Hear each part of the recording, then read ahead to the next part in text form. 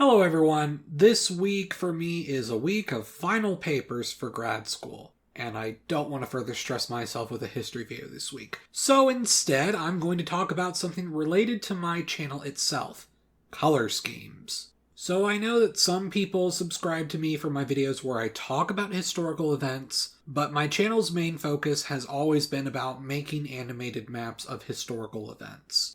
While my style of showing these maps has changed drastically over the years, there are certain things I do regarding detail and style that tend to stay the same, at least over the past few years. But I've noticed that a lot of people don't seem to know why I use the colors that I do, or also at many times people just assume they know and then get mad at me even though that's not the reason I chose those colors. So I figured for this video I'd just briefly explain how I use color scheming in my videos. But before I get into detail about that, I'd like to take a moment to talk about this video's sponsor, Ridge Wallets. That's right, Ridge Wallets is once again sponsoring the channel, and I was more than happy to accept their sponsorship. I am still using the Ridge wallet that they gave me as my own personal wallet every day. For those that aren't aware, they make sleek metallic wallets of a simple but effective design that can fit all of your cards in a neat stack. No worries about water damage or running out of pockets like with traditional wallets. As a matter of fact, if you go to the link in the description and use the code TIGERSTAR, you can get a discount when purchasing your own Ridge wallet. So be sure to get your Ridge wallet today.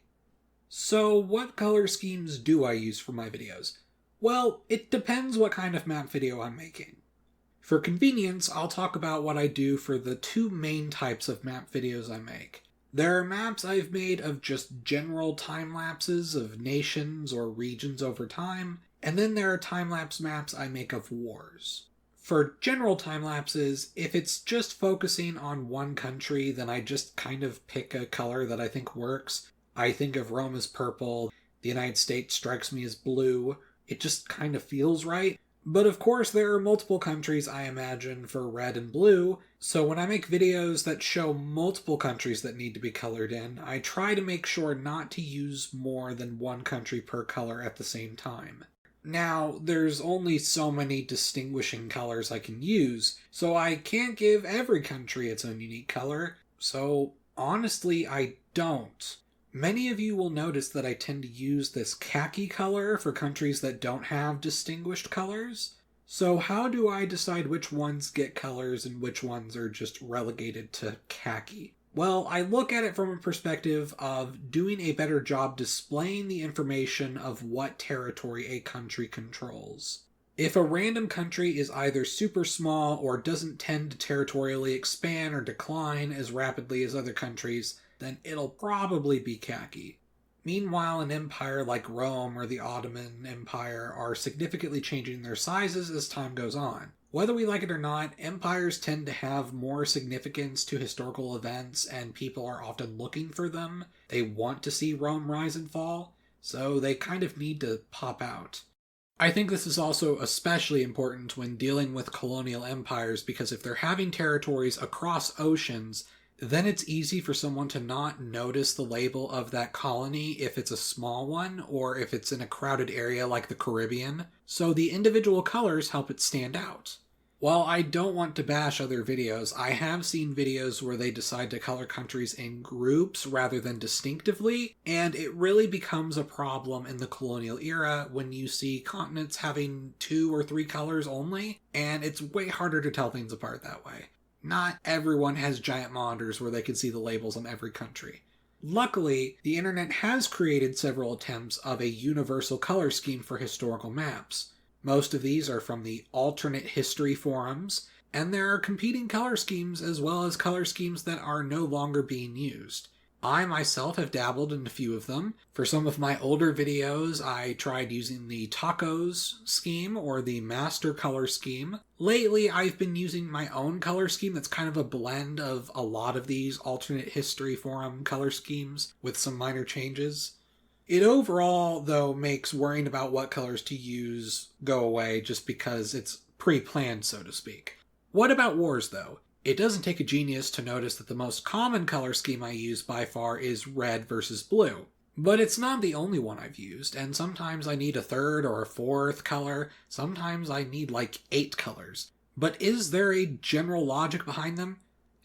Kind of. A lot of people have made guesses as to what they mean. Lately, my American Civil War map has been getting more views, and I've been getting dozens of comments and notifications from people being upset that I made the North blue and the South red. Because nowadays the two major American political parties are represented by the colors blue for the Democrats and red for the Republicans, a lot of people think I'm somehow making political propaganda, especially since the South today votes Republican and so is often shown as red on maps, but back then the North voted Republican. So some people think I'm somehow trying to be dishonest and make political propaganda to trick you into thinking something. Firstly, red and blue as colors for those political parties was only set in place in the 1990s. You can find plenty of TV footage with the colors quote-unquote switched because they weren't consistent.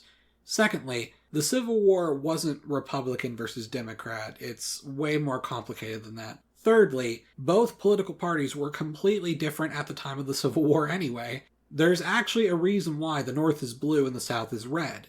Because other maps do it all the time. The North has almost always been depicted as blue because of the blue uniforms they wore. The South has either been depicted as red or gray. Red because of the battle flag, and gray because of their main style of uniforms. I simply decided on red because red versus blue naturally pops out better, and it tends to match my other reasonings for using red versus blue anyway, so I might as well use it. For other videos, people have assumed that I use red versus blue because blue equals good and red equals bad. Others have claimed that it's red equals aggressor and blue equals defender.